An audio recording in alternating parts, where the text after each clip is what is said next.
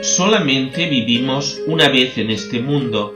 Probablemente nos gustaría tener más vidas, como mínimo dos, una para cometer errores y la otra para corregirlos o para sacar lecciones.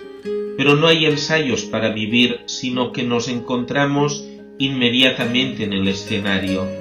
Aunque hayamos cometido errores en el pasado, con la ayuda de Dios podemos hacer algo grande con el resto de nuestra vida. San Pablo nos dice en Romanos 12, 1-2 cómo hemos de proceder. Hermanos, por la misericordia de Dios, os exhorto a ofreceros a vosotros mismos como una víctima, con una vida santa y agradable a Dios. Este ha de ser vuestro verdadero culto. No os amoldéis al mundo presente. Dejaos transformar y renovad vuestro interior para que podáis hacer la voluntad de Dios, lo que es bueno, agradable a Él y perfecto. ¿Qué hemos de hacer? Romper con el pasado. Los cristianos estamos llamados a ser diferentes del mundo que nos rodea. San Pablo nos ha dicho, no os amoldéis al mundo presente, es decir, al mundo que ha olvidado a Dios. Sabemos que no es fácil, pues hay una gran presión por parte del mundo para que nos amoldemos y seamos como los demás. Es muy difícil ser diferente. Se explica que un joven policía estaba haciendo su examen final y le tocaba contestar esta pregunta. Usted está patrullando por las afueras de la ciudad cuando se produce una explosión en la gasolinera de una calle cercana. Llega hasta allí y ve que se ha producido un gran socavón en la calle, en el que ha caído un coche. Dentro del coche hay un olor muy fuerte a alcohol. Los dos ocupantes, un hombre y una mujer, están heridos. Se aproxima y reconoce a la mujer. Es la esposa del inspector de su división que está de viaje por Estados Unidos. Un motorista para y le ofrece su ayuda, pero usted se da cuenta de que es un hombre buscado por robo a mano armada. De pronto un hombre se acerca corriendo y gritando que su esposa está esperando un bebé y que a causa de la conmoción de la explosión se ha iniciado el parto. Otro hombre grita pidiendo ayuda porque empujado por la explosión ha caído a un canal adyacente y no sabe nadar. Teniendo en cuenta las indicaciones del Manual de Salud Mental, describa en pocas palabras qué medidas adoptaría en esta situación. El oficial pensó por un momento, tomó el bolígrafo y escribió: yo me quitaría el uniforme y me perdería entre la gente. Podemos entender por qué el joven policía respondió así. A veces nos resulta más fácil quitarnos nuestros uniformes de cristianos y confundirnos con la multitud, pero estamos llamados a ser distintos, a mantener nuestra identidad cristiana allá donde estemos y sean cuales sean las circunstancias. Un cristiano está llamado a ser una crisálida, no un camaleón. Una crisálida crece y se transforma en una bonita mariposa. Un camaleón va cambiando de color para confundirse con su entorno. De una forma parecida, los camaleones cristianos se confunden con su entorno, se sienten felices en compañía de otros cristianos, pero están dispuestos a cambiar sus normas en un ambiente no cristiano. El camaleón cristiano siente una gran tensión en su vida, y al contrario de las crisálidas cristianas, no llega a desarrollar su potencial. Los cristianos no están llamados a hacer el juego a su entorno, sino a ser diferentes. Ser diferente no significa ser extraño. Podemos y debemos ser personas normales. La normalidad que algunos creen necesaria para ser cristianos es totalmente absurda. De hecho, una relación con Dios a través de Jesús ha de llevar integración a nuestra personalidad. Cuanto más nos parezcamos a Jesús, nos volvemos más normales, en el sentido de que nos volvemos más completamente humanos. Cuando seguimos a Jesucristo nos vemos libres para abandonar patrones y hábitos que nos envilecen a nosotros y a los demás. Por ejemplo, significa que ya no podemos permitir hablar a espaldas de la gente. Significa que no podemos agarrar lo que nos apetece en el supermercado y esconderlo para no pagar. Significa que ya no podemos malgastar el tiempo quejándonos y gruñendo. Significa que ya no podemos conformarnos con los patrones de moral sexual que propone el mundo. Todo esto puede sonar muy negativo, pero no habría de ser así. En lugar de clavar cuchillos por la espalda, tendríamos que ser de los que animan constantemente y buscan edificar a los demás en el amor. En vez de quejarnos y de renegar, tendríamos que estar llenos de agradecimiento y felicidad. En lugar de permitirnos la inmoralidad sexual, tendríamos que testificar la bendición que comporta observar los patrones establecidos por Dios. Este último ejemplo es un área donde los cristianos somos llamados a ser diferentes, pero que muchos encuentran difícil. En mi experiencia, al hablar sobre la fe cristiana, hay un tema que surge una y otra vez: la pregunta sobre la moralidad sexual. Las preguntas más frecuentes en este ámbito son: ¿qué hay sobre el sexo fuera del matrimonio? ¿Es malo? ¿Dónde lo dice la Biblia? ¿Por qué no?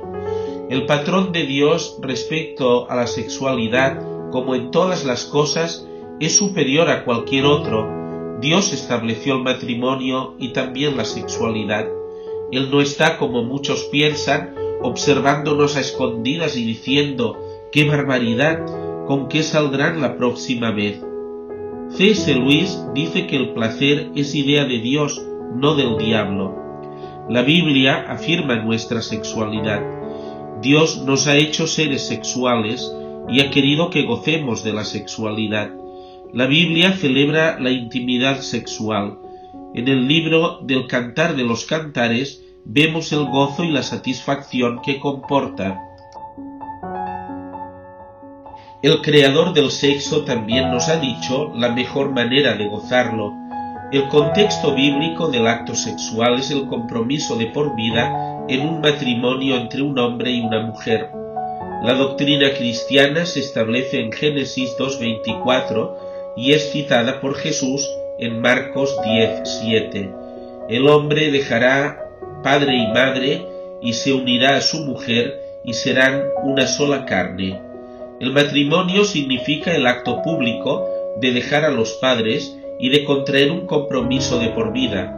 Significa unirse a la pareja. La palabra hebrea significa literalmente adheridos, juntos, no solamente física y biológicamente, sino emocional, psicológica, espiritual y socialmente.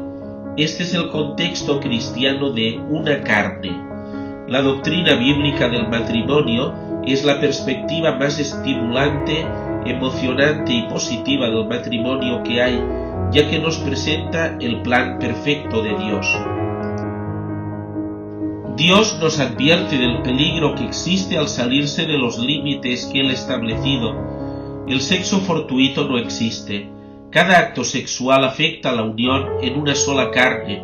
1 Corintios 6, 13-20. Cuando esta unión se rompe, las personas se ven afectadas.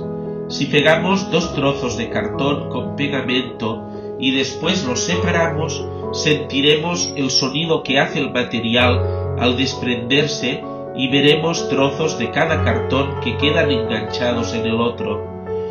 De manera parecida, ser una sola carne y después separarse deja cicatrices. En cada relación destruida vamos dejando nuestros propios trozos. A nuestro alrededor podemos ver qué sucede cuando dejamos de lado los patrones establecidos por Dios.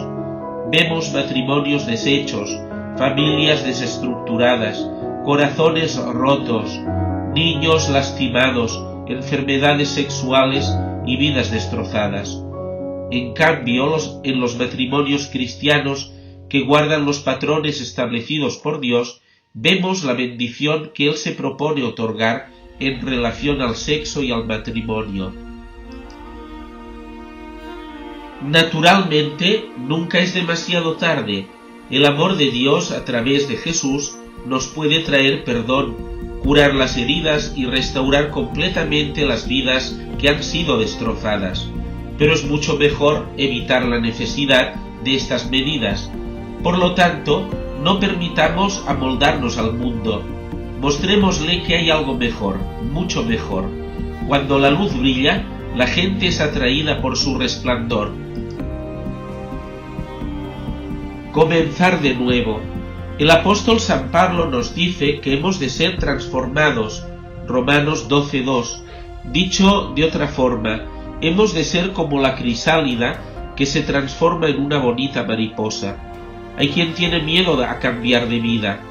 2 orugas sentadas en la hoja de un árbol vieron pasar a una mariposa. Una le dijo a otra: «No me verás nunca convertirme en una cosa como esa». Así de exagerado es nuestro temor a dejar atrás lo que conocemos. Lo expresa muy bien el dicho popular: vale más malo conocido que bueno por conocer. Dios no nos pide que dejemos atrás lo que es bueno, pero sí que nos pide deshacernos de lo malo y de lo que nos sirve. Hasta que no nos veamos libres de los desechos, no podremos gozar de las cosas maravillosas que Dios nos guarda. Conocí a un hombre que pedía limosna en la puerta de una iglesia de Barcelona. Su aspecto era lamentable y vivía de forma miserable, cargando arriba y abajo paquetes, carritos y fardos sucios. Según me dijo una persona que le conocía, aquel hombre era propietario de unas cuantas casas y pisos, de los que cobraba un alquiler, y tenía una fortuna. ¿Cómo era posible que hubiera elegido vivir de aquella manera? Había escogido vivir como un pedigüeño y nunca pudo disfrutar de su fortuna. Los cristianos tenemos una fortuna mucho mayor, ya que somos herederos de todas las riquezas de Jesús. Para poder gozar de este tesoro tan grande, hemos de dejar todos los desechos de nuestra vida. Pablo dice: huid del mal. Romanos 12:9. Eso es lo que hemos de dejar atrás. Amor sincero. Continúa diciendo el apóstol: que el amor no sea fingido, huid del mal, abrazaos al bien. Amaos afectuosamente como hermanos, adelantaos a honraros los unos a los otros, esforzaos en ser solícitos, sed fervientes en el espíritu, servid al Señor, que la esperanza os llene de alegría, sed pacientes en la tribulación, constantes en la oración, haceos solidarios con las necesidades del pueblo santo, practicad la hospitalidad, bendecid a los que os persiguen, bendecid, no maldigáis, alegraos con los que están alegres, llorad con los que lloran, vivid en armonía los unos con los otros. No aspiréis a grandezas, sino poneos al servicio de los humildes. No os tengáis por sabios, no devolváis a nadie mal por mal, mirad de hacer el bien a todos, si es posible, y hasta donde dependa de vosotros, estad en paz con todos. Queridos, no toméis la justicia por la mano, dejad que actúe el castigo de Dios, tal como dice la Escritura. A mí me toca pasar cuentas, yo daré la paga, lo digo yo, el Señor. Antes bien, si tu hermano tiene hambre, dale de comer, si tiene sed, dale de beber. Actuando así, harás que enrojezca de vergüenza. No te dejes vencer por el mal, al contrario, vence al mal con el bien. Carta de San Pablo a los Romanos, capítulo 12, versículos del 9 al 21. Es decir, nuestro amor ha de ser sincero. Sincero viene del latín sine cera, es decir, sin cera. o sea, sin nada que nos cubra. La palabra griega para sincero significa sin hipocresía, o literalmente sin actuar, sin máscara. Nos ponemos máscaras para protegernos. Si todos hacemos lo mismo, nuestra convivencia no es nada más que un encuentro de máscaras y no nos podemos conocer de verdad. Es lo opuesto al amor sincero. El amor sincero deja caer todas las máscaras, asumiendo el riesgo de revelarnos tal como somos. Cuando sabemos que Dios nos ama como somos, quedamos libres para quitarnos las máscaras, lo que significa que existe una profundidad completamente nueva en nuestras relaciones. Entusiasmo por el Señor.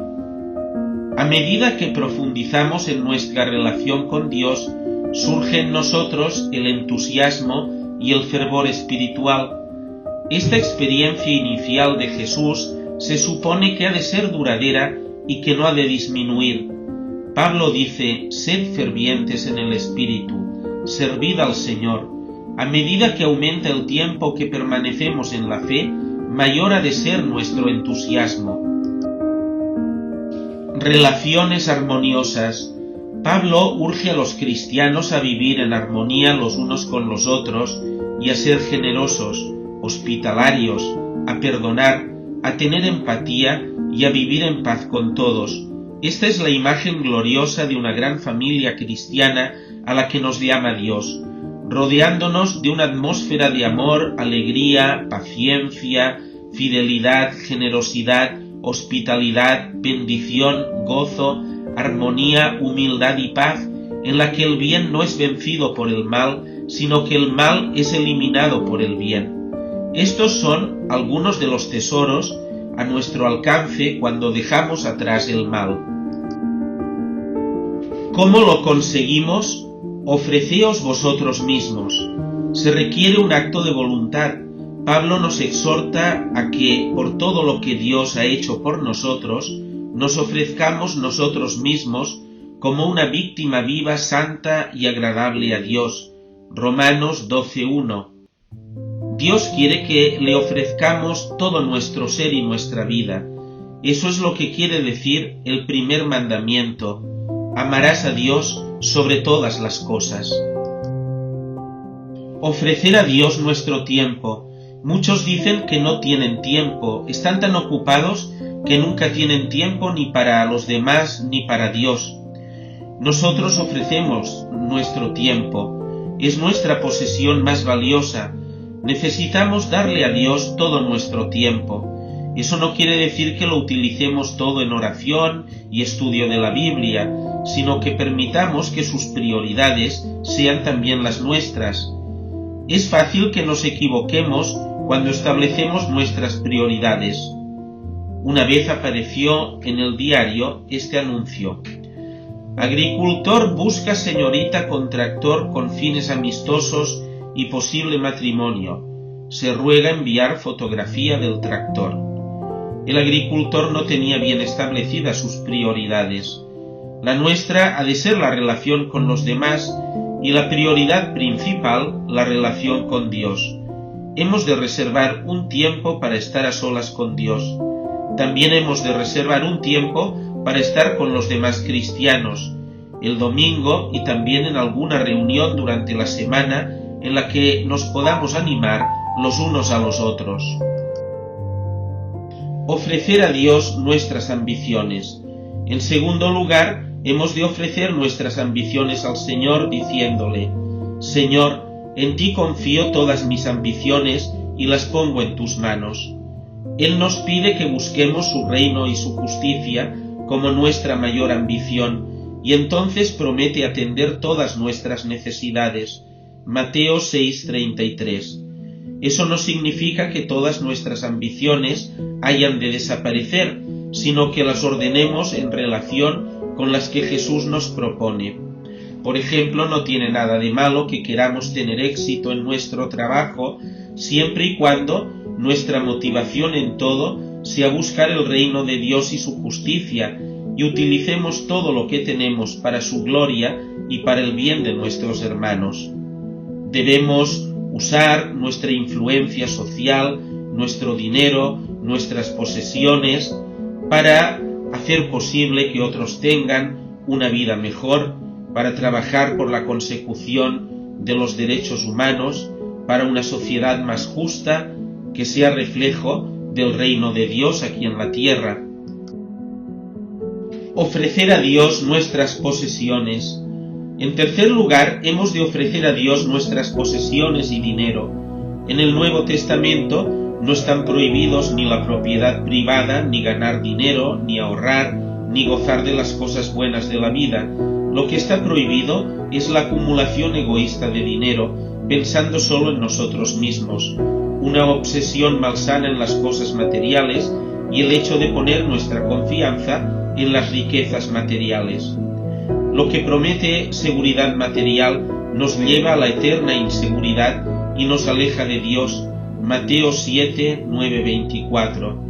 Dar generosamente es la respuesta apropiada a la generosidad de Dios y a las necesidades de aquellos que viven a nuestro alrededor. También es la mejor forma de romper las cadenas con las que el materialismo ata nuestras vidas.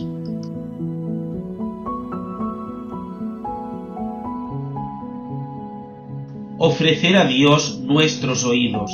Seguidamente, hemos de ofrecerle nuestros oídos. Eso quiere decir lo que oímos y escuchamos. Dejar de escuchar chismes y cosas que nos hacen caer a nosotros y a los demás.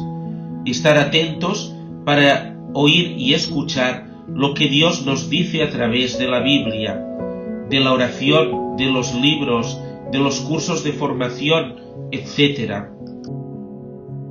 Ofrecer a Dios nuestros ojos. Nosotros le ofrecemos nuestros ojos y lo que vemos. A veces miramos con celos por criticar, con lujuria o algún otro pecado, mientras que mirar con bondad nos puede acercar a Dios. En lugar de criticar a las personas, deberíamos verlas a través de los ojos de Dios y preguntarnos, ¿cómo puedo ser una bendición para esta persona? Ofrecer a Dios nuestra boca. También hemos de ofrecer a Dios nuestra boca. El apóstol Santiago nos recuerda el poder que tiene la lengua. Santiago 3, 1, 12. La podemos utilizar para destruir, maldecir, calumniar o para atraer la atención sobre nosotros mismos, o para adorar a Dios, anunciar el Evangelio, animar a otros a vivir cristianamente, aconsejar o consolar. Ofrecemos a Dios nuestras manos. Podemos utilizarlas para agredir, apropiarnos de lo que no nos pertenece, o bien podemos usarlas para animar, confortar, abrazar y saludar con sinceridad y para darnos a los demás en actos prácticos de servicio. Finalmente, le ofrecemos nuestra sexualidad. Podemos usar nuestra sexualidad para nuestro propio disfrute o la podemos reservar para el bien y el placer de la pareja en el matrimonio.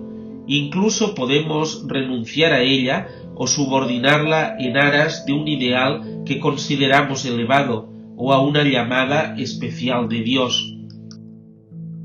Nosotros no sabemos qué ofrecer a Dios. El apóstol San Pablo nos ha dicho que nos ofrezcamos nosotros mismos, es decir, todo nuestro ser, cada parte de él. La paradoja extraordinaria es que en la medida en que lo damos todo a Dios, encontramos la libertad. Vivir para nosotros mismos es esclavitud, pero ser servidores de Dios es la libertad perfecta. Ofrecernos como un sacrificio vivo. Hacer todo esto implica sacrificio. Jesús no vino a hacer la vida fácil, sino a darnos plenitud de vida y hacer de nosotros personas adultas. Hemos de estar preparados para seguir el camino de Dios y no el nuestro, dispuestos a renunciar a lo que no sea apropiado en nuestras vidas y a corregir lo que necesita corrección, a ondear la bandera de Cristo en un mundo que puede ser hostil contra la fe cristiana. En muchos lugares del mundo, ser cristiano es causa de persecución física. En el siglo XX murieron más cristianos por causa de la fe que en ningún otro siglo de la historia, y eso ha continuado sucediendo tristemente en diversas partes del mundo a lo largo del siglo XXI. En algunos lugares los cristianos son detenidos, apresados y torturados, o bien no pueden acceder a cargos públicos. Nosotros, en el mundo libre, tenemos el privilegio de vivir en una sociedad en la que los cristianos no son perseguidos. Podemos encontrarnos con burlas e incomprensiones a causa de nuestra fe. No obstante, la crítica y la burla que a veces recibimos por ser cristianos no son nada comparadas con el sufrimiento de la Iglesia primitiva y de los cristianos que hoy sufren persecución. Cierto que nuestra fe implica sacrificios. Conozco a un hombre que fue desheredado por sus padres cuando se convirtió al cristianismo. También conozco un matrimonio que vendió su casa y compró un piso más pequeño porque ambos esposos vieron como cristianos que habían de informar a Hacienda del hecho de que durante bastantes años no habían sido completamente honrados en sus declaraciones de renta y que por lo tanto tenían que pagar todo lo que habían defraudado. Un amigo mío tenía relaciones sexuales habitualmente con su novia antes de convertirse a Jesucristo. Cuando comenzó a comprender la fe cristiana, se dio cuenta de que eso tenía que cambiar. Esto representó para él una lucha de meses. Con el tiempo él y su novia se hicieron cristianos y decidieron dejar de acostarse juntos. Por razones diversas, no se podían casar inmediatamente y tuvieron que esperar 2 años y medio. Fue para ellos un gran sacrificio, pero Dios les ha bendecido con un matrimonio feliz y 4 hijos maravillosos, aunque en aquel momento tuvieron que asumir lo que les costó. ¿Por qué debemos ofrecerle a Dios toda nuestra vida y todo nuestro ser? Lo que Dios ha planeado para nuestro futuro. Dios nos ama y quiere lo mejor para nuestras vidas. A veces pienso que la obra principal del diablo es vender a la gente una imagen falsa de Dios. Satanás calumnia a Dios diciéndonos que no hemos de confiar en Él, que Dios es un tirano, un estafador, un liante, alguien opresor que quiere arruinar nuestras vidas. A menudo nos creemos estas mentiras y pensamos que si confiamos en nuestro Padre Celestial y nos ponemos en sus manos, Él nos quitará todo placer de la vida. Imaginemos a un padre humano que sea así. Pensemos que un día un niño le dice a su padre: «Papá, te quiero dedicar este día para que hagamos lo que quieras». Le responderá tal vez el padre: «Perfecto, entonces enciérrate en tu habitación y no salgas todo el día». Es absurdo considerar que Dios nos trataría peor que un hombre. Él nos ama más que cualquier padre humano y quiere lo mejor para nosotros. Su voluntad es buena, agradable y perfecta, y ninguno de nosotros podría mejorarla. Lamentablemente, muchas personas creen que podrían hacerlo mejor que Dios. Ellas piensan: creo que puedo mejorar el plan de Dios. Dios está muchas veces fuera de juego, anticuado, no se ha modernizado en su misión sobre el mundo y las cosas que gozamos hoy en día. Yo prefiero hacer mi vida y mantener a Dios al margen de ella. Pero nosotros nunca podremos hacer mejor la obra que Dios mismo ha creado. Más bien acabamos ocasionando una gran confusión.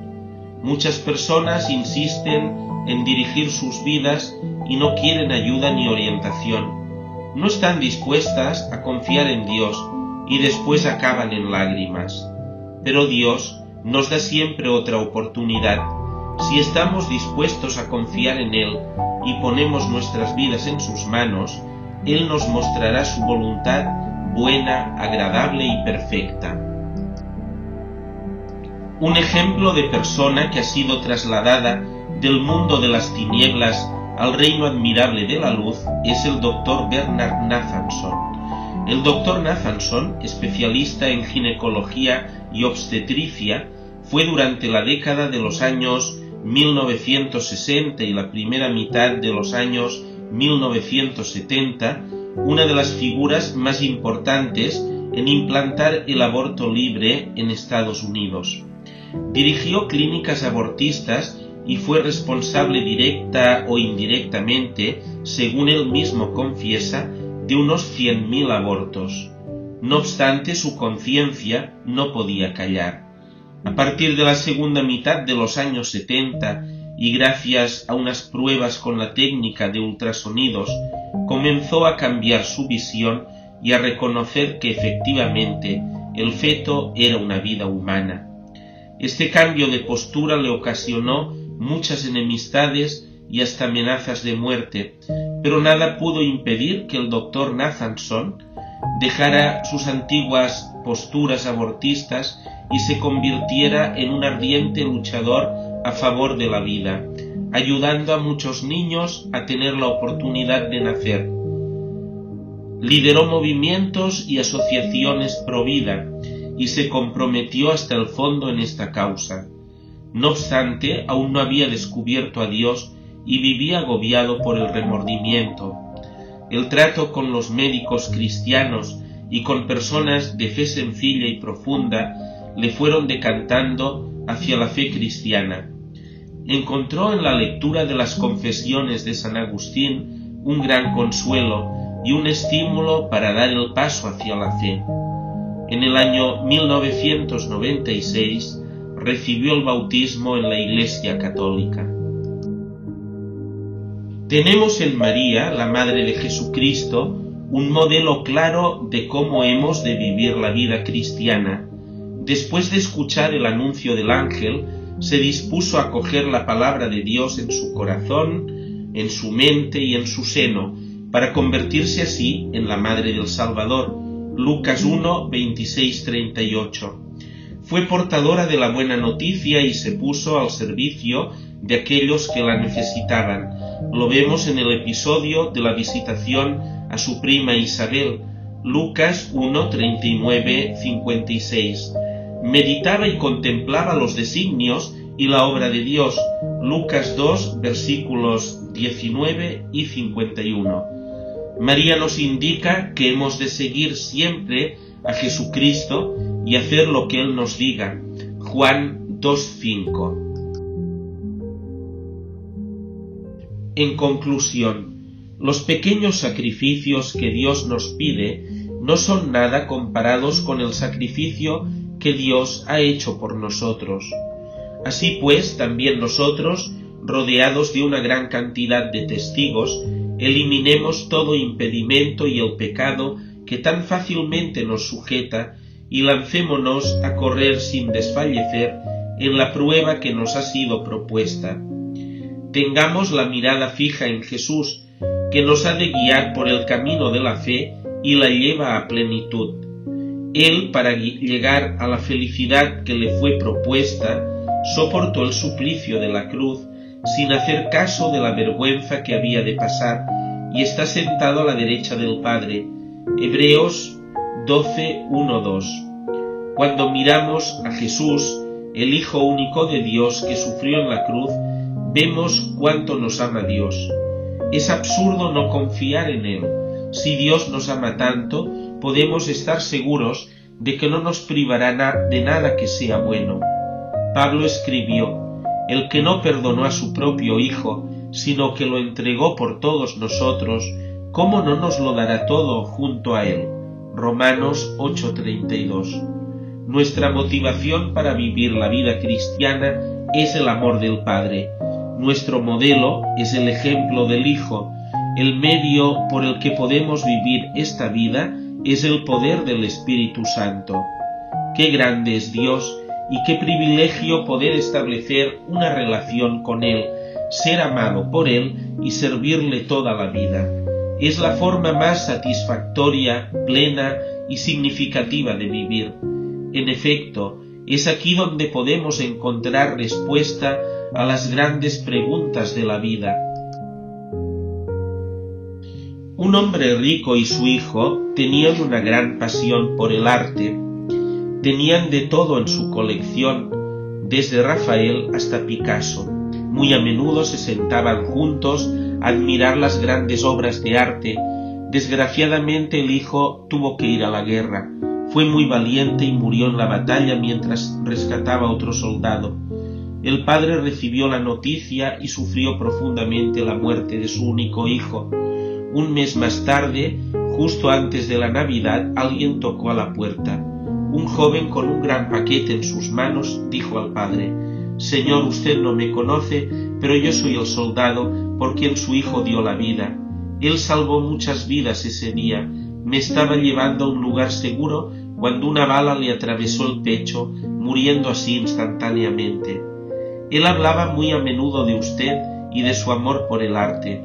El muchacho extendió los brazos para entregar el paquete. «Yo sé que no es mucho. Yo no soy un gran artista, pero creo que a su hijo le hubiera gustado que usted recibiera esto». El padre abrió el paquete. Era un retrato de su hijo pintado por el joven soldado. Él contempló con profunda admiración la manera en que el soldado había capturado la personalidad de su hijo en la pintura. El padre estaba tan atraído por la expresión de los ojos de su hijo que los suyos propios se arrasaron de lágrimas. Le agradeció al joven soldado y ofreció pagarle por el cuadro. «Oh no, señor, yo nunca podría pagarle lo que su hijo hizo por mí. Es un regalo». El padre colgó el retrato arriba de la repisa de su chimenea. Cada vez que los visitantes e invitados llegaban a su casa, les mostraba el retrato de su hijo antes de enseñarles su famosa galería. El hombre murió unos meses más tarde y se anunció una subasta con todas las pinturas que poseía. Mucha gente importante e influyente acudió con grandes expectativas de hacerse con un famoso cuadro de la colección. Sobre la plataforma estaba el retrato del hijo. El subastador golpeó con su mazo para dar inicio a la subasta. «Empezaremos los remates con el retrato del hijo. ¿Quién ofrece por este retrato?»